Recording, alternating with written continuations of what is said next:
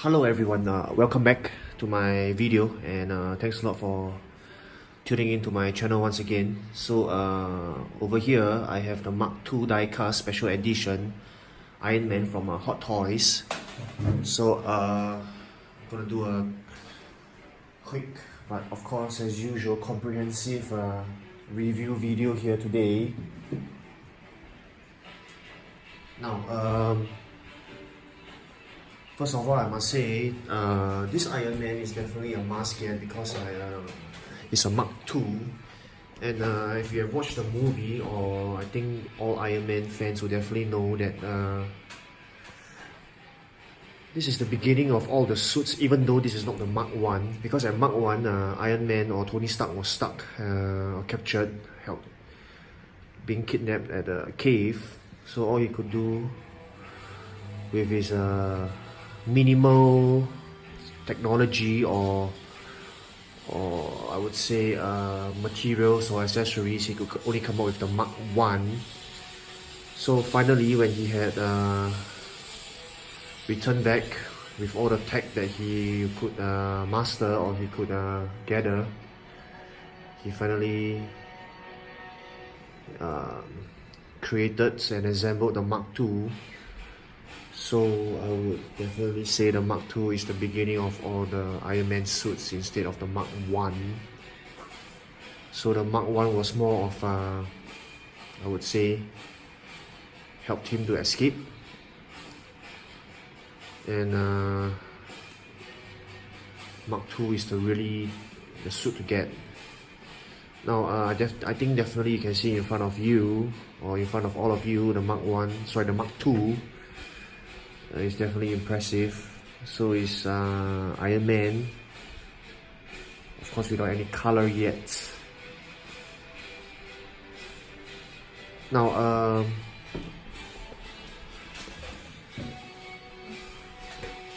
how do I say this?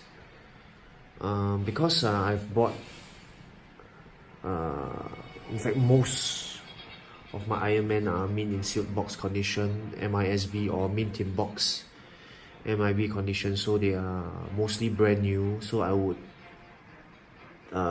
compare and say that a brand new figure, the joints are definitely much tighter. So of course, if it permits, to get a brand new one, of course there are a lot of consideration of factors to think about when you get figures: the price, the timing,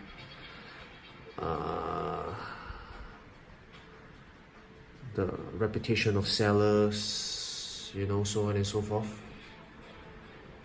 So like I said, if it's meant to be yours, it will be yours.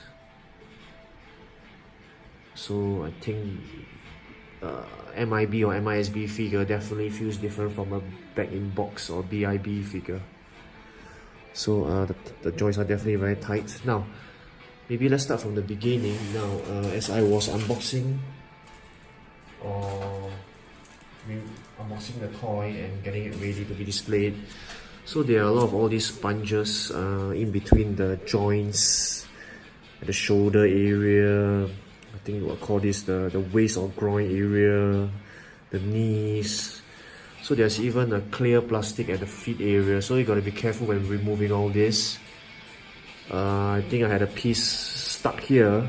I had to carefully use my Swiss Army knife to remove it. So I guess that's the problem with brand new figures. You gotta remove this carefully on your own. Or otherwise, a used figure, the previous owner would have carefully removed this for you. So I think it's a joy or pleasure in itself to remove all this, because you know it's a brand new figure and you remove all the sponges from the joints. So you got to be careful there.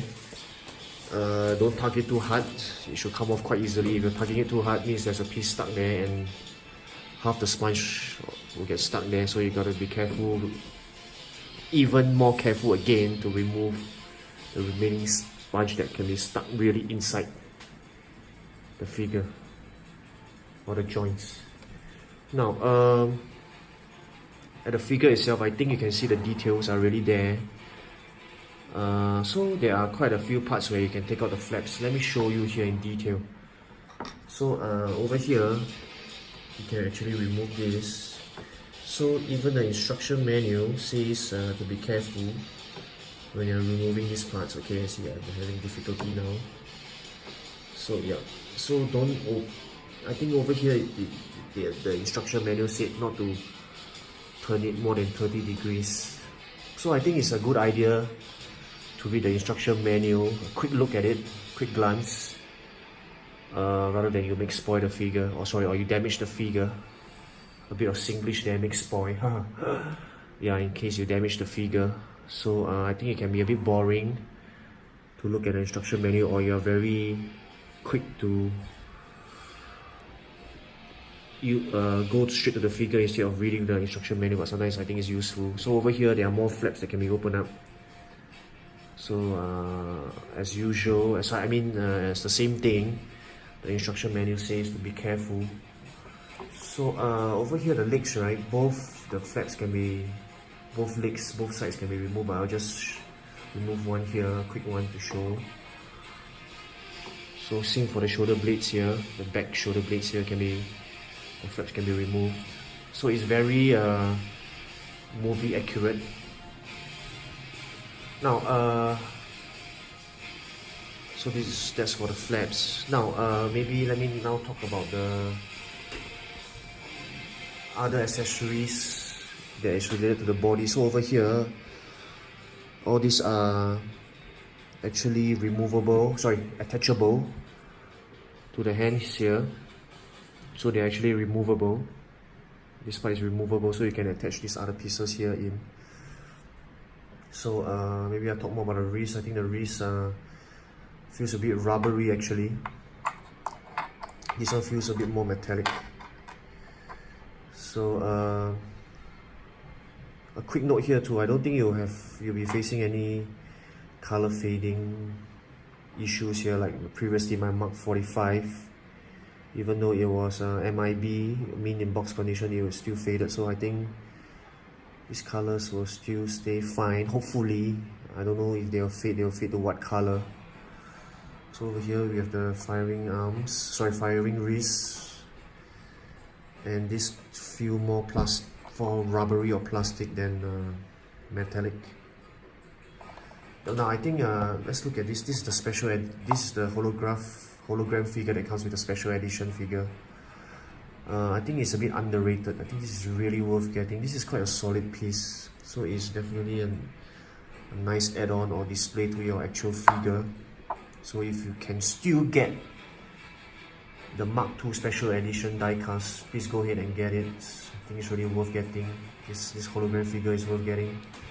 But I think at this time of video, this figure has been released more than 1.5 years ago, so it might not be that easy to find one anymore. But you never know, So over here I have the head sculpt. Definitely, as usual, Hot Toys are well known for their very lifelike head sculpt. This is excellent. So this is the mask. So I'm not sure what this works on, but it feels like it is magnetic. So this is removable this way. Yeah. So great figure. Great head sculpt there. Now these are actually they call it the countermeasure dispensers. So I was thinking, why would I need this when this is so similar to this? But actually you can see, right, there's a slight difference here. So this is where I think the countermeasure dispensers launched I think it's the flares, right? The flares, yeah. I think it was shown in Mark III instead of Mark II. So actually, if I'm not wrong, correct me if I'm wrong, but I think the Mark II is just a colored version. Sorry, the Mark III is just a colored version of the Mark II. So if in case you're thinking, why do I need this when I already have this here? So you can see the slight difference there. Right, it's the same for both pieces. Yeah. Now so I think nothing much here, it's just the standard screw and the battery. So I think there's quite a lot of places to put the batteries at. So you really need the instruction manual to get a greater detail at where they are. I mean where the battery slots are. I think there's quite a few around the figure. So for me, I wouldn't really use this because wouldn't light up. I mean I don't need the figures to light up actually. This is more than good enough for me. So as you can see, this is a fixed stand or firm stand that's given, which I'm very happy about, because I think you know me, I rather have the fixed stand than a dynamic stand. And this time around it comes with the groin grabber stand and the clamp kind of stand. So I think I mentioned this many times before, I rather not clamp it, because if you clamp the figure over time, you're damaged. So usually we clamp it here, right? You will damage the figure here. So I usually try not to use this. I'd rather just let the figure rest on the groin grabber stand. So here you can see it says, sorry, maybe let me bring it closer. Sorry, I think I can't adjust the camera anymore. Maybe I'll bring it up. So this actually says Iron Man Mark II Marvel. Yep. So this is the very standard kind of Iron Man stands. I don't know what it's called exactly, but you know it has the characteristic round grey silver base. The feet can fit nicely. Into the stand. Yeah. Sorry for the pun there. The feet can fit. Yeah. So of course the chest can light up, the eyes can light up. Gotta put in the batteries for it to work. So I nearly forget. So the wrists that are attached, or by default attached to the figure, are the ones that are closed wrist. Take a closer look here and here. So of course, definitely, if you ask me, I would say go ahead and get this. It's definitely worth the get. And if you have any other comments or questions, you can always ask me, because I think that's all I have to say at this point in time. Maybe just a quick look, turn around of the figure. So I think I'll sign off here. It's quite a long video already, more than 12 minutes. I'll sign off here, and thanks a lot for tuning in once again to my channel, to my video. And maybe if you really like my video, do share them or help me to promote it. I'll definitely be making a lot more videos, upcoming videos. Of course, regarding hot toys, because my channel is mostly about, or if not only about, hot toys or 1/6 scale collectibles. So that's all from me, everyone. Hope to see you at the next video, and don't stop collecting. Goodbye and take care.